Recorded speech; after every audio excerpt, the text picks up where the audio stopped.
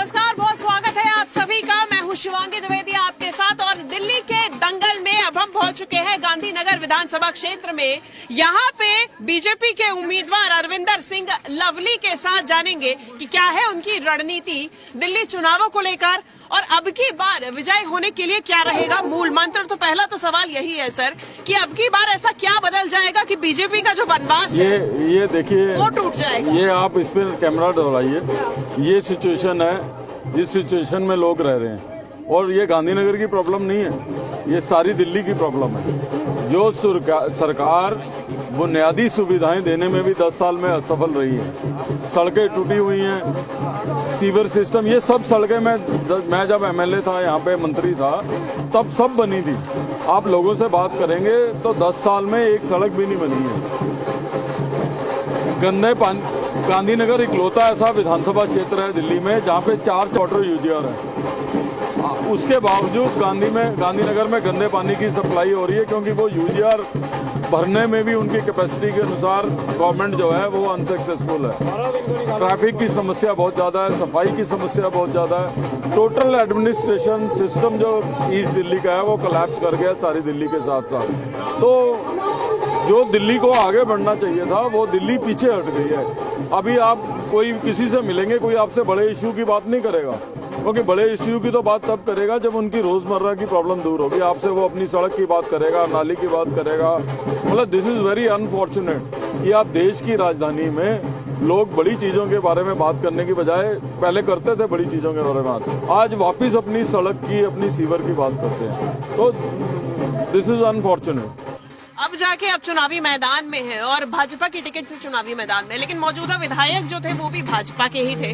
लेकिन जनता के मन में सवाल है कि ये काम हुए क्यों नहीं। अगर कमल के निशान पे वो मोहर लगाएंगे तो फिर पहले भी तो मौका दिया था यहीं से। देखिए, ऐसा है कि हमारे जो एमएलए थे वो पहले आप पार्टी से भी 5 साल एमएलए थे। तो कॉमन फैक्टर क्या है पिछले 10 सालों में कि आम आदमी पार्टी की सरकार दिल्ली में। अब जिस टेंडर तो सरकार को करने होते हैं, विधायक को नहीं करने होते। तो 10 साल से पूरी की पूरी तरीके से, जैसे मैंने आपको कहा कि एडमिनिस्ट्रेटिव कोलैप्स हो गया, पीडब्ल्यूडी टेंडर नहीं। अब तो केजरीवाल खुद मान रहे हैं सड़कों पे गड्ढे थे, कहे कि मैंने जेल के आने के बाद जो है आतिशी को चिट्ठी लिखी है। और ये भी बड़ी अजीबोगरीब बात है कि जिस मुख्यमंत्री के साथ आप पूरा दिन घूमते हो उनको चिट्ठी लिखने की जरूरत है बजाय उनको कहने के।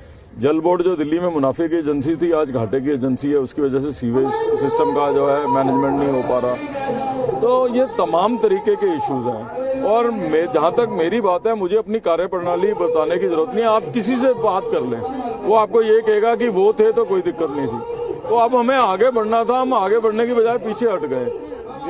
गांधीनगर में मोनो रेल जैसे प्रोजेक्ट आने थे। ये जो आप मेट्रो देख रही हैं बाहर मेन रोड पे, ये मैं झगड़ा करके लेके आया था। ये 115 किलोमीटर लंबी लाइन है दिल्ली की, फेज 3 की है। ये 2015 में खत्म होनी थी। आज हम टुडे वी आर इन 2025। तो आज भी ये पूरा का पूरा लाइन जो है वो खत्म नहीं हुआ है फेज 3 का। क्यों नहीं खत्म हुआ? क्योंकि 7,000 करोड़ रुपया दिल्ली की सरकार ने मेट्रो को नहीं दिया। जो भी काम हो रहा है वो सेंट्रल पूल के पैसे से हो रहा है। तो ये सब तो सरकार को काम करने ना, उसका खमियाजा दिल्ली के लोग भोग रहे हैं। और मैं तो ये कह रहा हूँ कि आम आदमी पार्टी की सरकार तो है ही है ना, चलिए एमएलए किसी का हो, 10 सालों में कोई एक स्कीम तो बता देंगे कि वो गांधीनगर के लिए लेके आए, कोई कुछ एक नया लेके आए। हमारे यहाँ एक कॉलोनी है अजीत नगर, अगर आप वहाँ चले जाएंगे तो वहाँ आप निकल नहीं सकते। लोग किस हाल में रह रहे हैं आप उसकी परवाह नहीं कर सकते। वहाँ नई ड्रेन बननी थी, वो प्रोजेक्ट का कुछ नहीं हुआ। उसके बराबर में 2 रेलवे अंडर ब्रिजेस बनने थे, उस प्रोजेक्ट का कुछ नहीं हुआ। ये जो सबसे पुराना पुल है लोहे का, इसके बराबर में एक नया पुल बनना था, उस योजना का कहीं अता पता नहीं है। तो गांधीनगर और जमुना पार के लोगों ने तो खोया ही खोया है इन 10 सालों में। पोल्यूशन की मार अलग है, यमुना के किनारे हम हैं तो सबसे ज्यादा वाटर पोल्यूशन भी यही है, एयर पोल्यूशन भी यही है। तो हर तरीके से गांधीनगर ने खोया ही खोया।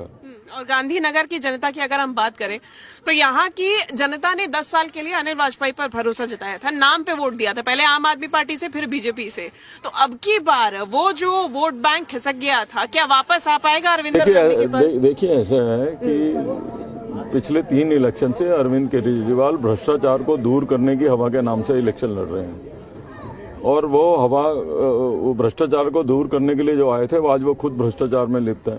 लोग कोविड में जब मारे फिर रहे थे वो अपना शीश महल बना रहे थे। लोग जो ऑक्सीजन ढूंढ रहे थे वो शराब की नीति बना रहे थे। तो वो जो चैप्टर था वो हवा हवाई हो गया। अब जमीन पे इलेक्शन लड़ने का ये इलेक्शन है और पूरी दिल्ली के लोगों ने बदलाव का मन बना लिया और मुझे पूरी उम्मीद है कि ये जो बदलाव का महायज्ञ चल रहा है इसमें गांधीनगर के लोगों की भी आहुति पूरी रहेगी। कांग्रेस की बात करें तो लगातार कांग्रेस कह रही है कि अरविंदर लवली गए लेकिन मुद्दे भी साथ में ले गए, मुद्दे अपने बता के अब वहां पे हमला बोलते हुए आम आदमी पार्टी में नजर आ रहा है। शराब घोटाले की बात हो या फिर अन्य मुद्दों की बात हो, जल बोर्ड घोटाले की बात हो। देखिए, आप पहले भी शीला दीक्षित जी मुख्यमंत्री थी तो शीला दीक्षित जी के वो अच्छी लेडी थी, मैं आज भी ये कहूंगा, और बढ़िया मुख्यमंत्री थी। उनके जितने भी डिपार्टमेंट्स का जिक्र किया जाता है, ये कहा जाता है कि परिवहन व्यवस्था में हरी और लाल बसेज आई, मेट्रो आई। परिवहन मंत्री कौन था उनका? अरविंदर सिंह लवली। वो कह रहे हैं कि उनके टाइम में शिक्षा का रिजल्ट 99% हुआ था, तो उनका शिक्षा मंत्री कौन था? अरविंदर सिंह लवली। वो कह रहे हैं हमने अनथराइज कॉलोनी और पूरी दिल्ली में सड़कें और फ्लाईओवर बनाए, उनका अर्बन डेवलपमेंट मिनिस्टर कौन था? अरविंदर सिंह लवली। तो जो शीला दीक्षित के कामों का क्रेडिट शीला दीक्षित के बाद जिसको मिलता था वो तो आज भारतीय जनता पार्टी के साथ है, तो नेचुरली वो क्रेडिट भारतीय जनता पार्टी के पास ही आएगा ना, वो कहीं और थोड़ा जाएगा। ये जो कांग्रेस के लीडर बोल रहे हैं, इनमें से बताइए इन्होंने क्या किया, इनके किसी डिपार्टमेंट ने क्या काम किया? आप जो भी क्रेडिबिलिटी की बात कर रहे हो उसका मंत्री तो अरविंदर सिंह लवली था। सवाल यही था कि शिक्षा के समय आपने खूब काम किया है, जो शीला दीक्षित सरकार के समय काम हुआ वो शिक्षा मंत्री रहते हुए आपके समय में हुआ। अब बीजेपी की क्या रणनीति रहेगी, क्योंकि आप तो इसी मुद्दे पर आगे बढ़ती हुई नजर आ रही है। उनकी फ्री की गारंटी जो है वो शिक्षा के मुद्दे पे है, स्वास्थ्य के मुद्दे पे है। उनका कहना है कि सबसे ज्यादा इस मुद्दे पे हमने ही काम किया, बाकी सरकारों ने बात तक नहीं की। देखिए, मैं एक सिंपल सा लॉजिक दूंगा कि पिछले कुछ सालों में दिल्ली की आबादी 20 से 22% बढ़ी है, तो इनरोलमेंट भी 2013 के मुकाबले 20 से 22% तो मिनिमम बढ़नी चाहिए थी। आबादी 22% बढ़ी है, स्कूलों की इनरोलमेंट घटी है। 12वीं में और 10वीं में बोर्ड के एग्जाम में 22% आबादी बढ़ी है, लेकिन एग्जाम देने वाले बच्चों की संख्या घटी है 2013 के मुकाबले। तो ये कैसा मॉडल है? इनका मॉडल ठेकेदार फ्रेंडली मॉडल है, कॉन्ट्रैक्टर फ्रेंडली मॉडल है। अब कोटा स्टोन पे बच्चे खराब पढ़ेंगे और ग्रेनाइट स्टोन पे अच्छा पढ़ेंगे, वातावरण अच्छा होना चाहिए, लेकिन ग्रेनाइट स्टोन पे क्या बच्चे ज्यादा अच्छा पढ़ लेते हैं? इन्होंने 50 स्कूल में जरूर बिल्डिंग्स अच्छी बना दी हैं। जो कमरा हम 7 लाख में बनाते थे वो ये 22 लाख में बना रहे हैं। जिस दिन कभी घपला खुलेगा तो वो शराब घोटाले से भी बड़ा घपला होगा। तो प्रॉब्लम ये नहीं है कि स्कूल अच्छे हुए, स्कूल अच्छे होने चाहिए। बेसिकली किसी भी सरकार की जिम्मेवारी है कि मैक्सिमम बच्चों को मैक्सिमम लिटरेसी रेट उस सिटी का बढ़ना चाहिए, तो वो तो घटा है। ये कह रहे हैं हमने पब्लिक स्कूल्स पे लगाम लगा दी। EWS एडमिशन किसने चालू किए थे? मैंने किए थे। पॉइंट सिस्टम एडमिशन का हो किसने चालू किए थे? मैंने किए थे। पब्लिक स्कूल्स का अकाउंट ऑडिट हो वो किसने चालू किया था? मैंने किया था। प्रश्न वो नहीं है, प्रश्न ये है कि 2013 से पहले सरकारी स्कूलों में 1 लाख बच्चे पब्लिक स्कूल से ज्यादा पढ़ते थे। आज पब्लिक स्कूलों की एनरोलमेंट 1.25 लाख ज्यादा है। तो आपके स्कूल अच्छे हैं तो फिर बच्चे पब्लिक स्कूल में क्यों जा रहे हैं? अगर अलायंस की बात करें, अलायंस से नाराज होके आप आए थे जी, और अब जो है आम आदमी पार्टी और कांग्रेस दोनों ही अलग अलग चुनाव लड़ रहे हैं, तो कितनी बड़ी चुनौती मानते हैं भाजपा के लिए? देखिए, मैंने उस समय भी कहा था कि ये अनहोली अलायंस है। इस अलायंस का कोई एजेंडा नहीं है। ये किसी भी अलायंस का एक कॉमन मिनिमम प्रोग्राम होता है कि उनकी दिशा क्या होगी, उनकी जो है डेवलपमेंट का मॉडल क्या होगा। इंडिया अलायंस भी जब बना तो उसका कोई कॉमन मिनिमम प्रोग्राम नहीं था। इसीलिए मैंने उस समय भी कहा था कि ये अलायंस का कोई मायने नहीं है। आज अगर मायने होता तो आज अलग अलग क्यों लड़ रहे थे? हाँ जी, क्या हाल है? क्या हाल है? अच्छा, किशन नगर में सब किराएदार है, सबको बोल दिया। बढ़िया। तो वो तब भी मैंने कहा था अनहोली अलायंस है, तो आज वो साबित हो गया। और अभी भी कोई इनका एजेंडा नहीं है। इनका एकमात्र एजेंडा है कि नरेंद्र मोदी जी का विरोध करना, उनकी नीतियों का विरोध करना और कैसे भी सत्ता हासिल करना। अब आज समाजवादी पार्टी कह रही है कि वो आप पार्टी के साथ है, और आप पार्टी पिछले 10 सालों से कह रही है कि मुझे काम नहीं करने दिया जा रहा, मुझे केंद्र सरकार काम नहीं करने दे रही, मुझे LG नहीं काम करने दे रहे। हालांकि वो भी झूठ है, पर 1 मिनट के लिए मान लीजिए केजरीवाल साहब सच बोल रहे हैं। तो जब अगर उनको 10 साल से नहीं काम करने दिया जा रहा, तो बीजेपी की सरकार तो अभी और 5 साल है। इसका मतलब उनको अगले 5 साल भी काम नहीं करने दिया जाएगा। तो जब वो काम ही नहीं करने वाले हैं, वो यही कहने वाले हैं कि मुझे काम नहीं करने दिया जा रहा, तो वो समाजवादी पार्टी को बताना पड़ेगा कि उनको सपोर्ट किस लिए कर रहे हैं, कि वो काम नहीं कर पाए या वो भी केवल यही चाहते हैं कि किसी तरीके से शीश महल कब्जे में रहे, दिल्ली का कुछ हो या ना। इंडिया अलायंस ने कांग्रेस को दरकिनार कर दिया है, गठबंधन को अब तोड़ने की भी बात कह रहे हैं, तो कांग्रेस का जो अस्तित्व है वो वाकई में, क्योंकि आप भी रहे हैं संगठन में, बारीकी से जानते हैं कांग्रेस के वर्किंग स्टाइल को, तो अब जो है मौजूदा स्थिति कांग्रेस की कहाँ देखते हैं आप दिल्ली में? देखिए, ऐसा है कि कांग्रेस और आप पार्टी केवल एक वर्ग को वोट बैंक के रूप में इस्तेमाल करना चाहती है और उसी वोट बैंक का झगड़ा है। रेस्ट जो दिल्ली है, क्योंकि मैंने जैसे आपको अभी कहा कि दिल्ली पहले से पीछे गई है। अब भी आपको मालूम है 2012 में जब मैं मंत्री था तो एक प्रेजेंटेशन मिली थी ऑफिसर्स की जो कह रही थी कि दिल्ली का इंफ्रास्ट्रक्चर 2024 तक रेडी है। तो आप 2025 में हम लोगों का क्या हाल है आप लोग देख ही रहे हैं। तो ये तब था जब इंफ्रास्ट्रक्चर रेडी था। इन 10 सालों में फ्यूचर का तो इंफ्रास्ट्रक्चर रेडी नहीं है, तो दिल्ली की कंडीशन इससे भी वर्स्ट होने वाली है। अभी ये केवल भारतीय जनता पार्टी की नहीं, दिल्ली की जरूरत है कि दिल्ली में एक ऐसी सरकार बने जिसको केंद्र सरकार का पूरा सहयोग हो, उनका आशीर्वाद हो, ताकि ये जो कठिनाइयां, ये कठिनाइयों से पार दिलाने वाला कोई हो। आप अगर दिल्ली मूलभूत समस्याओं पे वापस आ गई है तो आप समझ सकते हैं कि किस कंडीशन में दिल्ली पहुंच गई है। केंद्र सरकार का समर्थन हो, यानी कि अभी तक सवाल आम आदमी पार्टी तो लगातार इसी पे घेर रही है कि केंद्र सरकार सपोर्ट नहीं करती, भेदभाव करती है। समर्थन की बात नहीं है, मेरा मतलब है कि दोनों का कॉपरेशन और वो हो, दोनों एक साथ चल सके। केजरीवाल तो जो है आप दिल्ली में 3 LG आए इनके टाइम, नजीब जंग आए, उसके बाद बैजल साहब आए, अब सक्सेना साहब आए। उन तीनों में से एक तो ठीक होगा कि तीनों खराब थे। दिल्ली में जितने चीफ सेक्रेटरी आए उनसे इनका झगड़ा आया, कोई एक तो ठीक होगा कि सारे चीफ सेक्रेटरी खराब थे। तो आप हर आदमी से झगड़ा कर रहे हैं, तो यानी कि आप कोऑपरेट तो नहीं कर सकते। मैं तो उस सरकार का हिस्सा रहा हूँ और दिल्ली में मदन लाल खुराना जी चीफ मिनिस्टर थे तो नरसिम्हा राव प्रधानमंत्री थे, कभी कॉपरेशन का हिस्सा नहीं आया। मैं जिस सरकार में मंत्री था अटल बिहारी वाजपेयी जी प्रधानमंत्री थे, कभी कॉपरेशन का झगड़ा नहीं आया। ये सब झगड़े अब क्यों आ रहे हैं? तो दिल्ली को एक ऐसी सरकार चाहिए जो प्रॉब्लम्स लेके नहीं सोल्यूशंस लेके आए। भाजपा की नीतियों की आप बात कर रहे थे, उन्हीं नीतियों पे चलते हुए 18,000 रुपए देने का ऐलान किया है पुजारियों को, ग्रंथियों को। ऊपर अभी भी सवाल नेचुरली, देखिए आपने कहा पुजारियों को तनख्वाह, तो अभी तो केजरीवाल इतने बौखलाए हुए हैं। मेरा कल कोई इंटरव्यू ले रहा था, मैं उनसे कह रहा था कि सिचुएशन केजरीवाल की नमस्ते बेटा ये पहुंच गई है कि आप अगर 10 पत्रकार इकट्ठे होइए और आप सुबह केजरीवाल जी से मिलने जाइए ब्रेकफास्ट पे, दोपहर तक आपके लिए भी कोई स्कीम लॉन्च कर देंगे। तो वो अभी तो कुछ भी अनाउंस किए जा रहे हैं। महिलाओं को कह रहे हैं 2100 रुपए देंगे, लोकसभा के बाद कहा था 1000 रुपए देंगे। तो जो व्यक्ति 1000 नहीं दे पाया वो 2100 कहाँ से देगा? पंजाब की जो बहनें हैं हमारी, वो आज तक इंतजार कर रही हैं पैसे का, वो नहीं आया। तो इसलिए कुछ भी अनाउंस करते रहे। दिल्ली में अभी ये माता जी कह रही थी ओल्ड एज पेंशन नहीं आ रही, तो जो ओल्ड एज पेंशन जो सेंट्रल गवर्नमेंट की स्कीम है उसके पैसे नहीं आप रिलीज कर पा रहे, तो नई स्कीम के पैसे कहां से लाएंगे?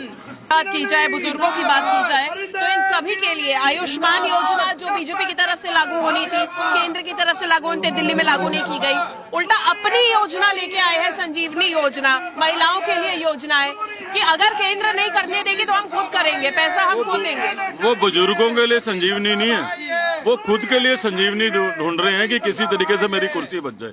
अगर वो बुजुर्गों की सेहत के लिए इतने ही चिंतित होते हैं तो आयुष्मान भारत की जो स्कीम है उसको लागू करते। क्या हाल है रवि जी?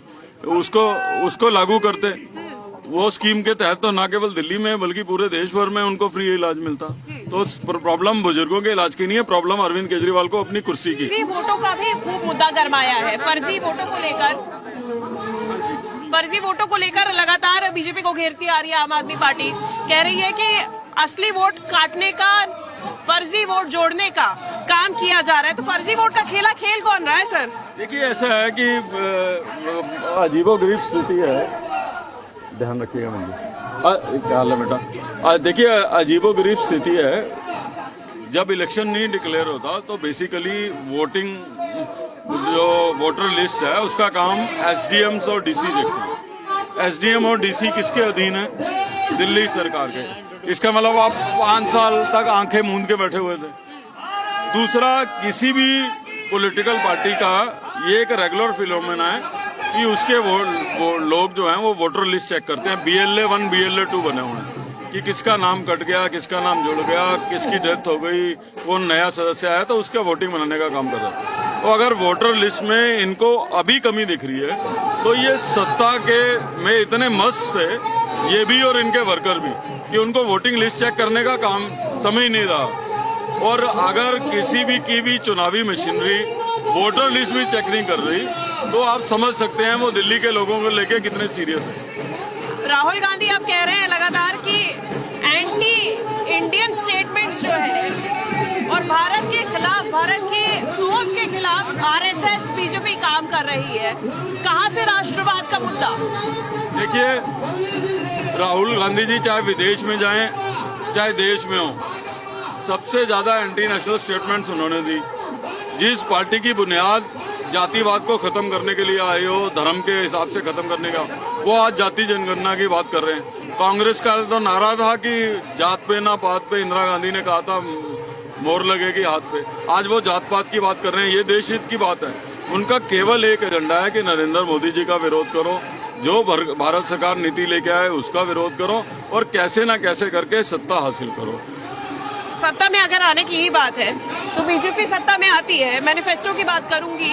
अरविंदर लवली पहले बताएं कि गांधीनगर की जनता के लिए उनका क्या मैनिफेस्टो? देखिए, मैं गांधीनगर के लोगों से ये कहना चाहता हूँ कि आप मेरी कार्य प्रणाली को जानते हो और अगर आपको लगता है कि जो उम्मीदवार खड़े हैं वो आपको ऐसे उम्मीदवार को चुनना चाहिए जिसमें आप समझते हो कि सबसे ज्यादा क्षमता है आपके इलाके को फिर से ठीक करने की, आपके इलाके में स्कीम लगाने की।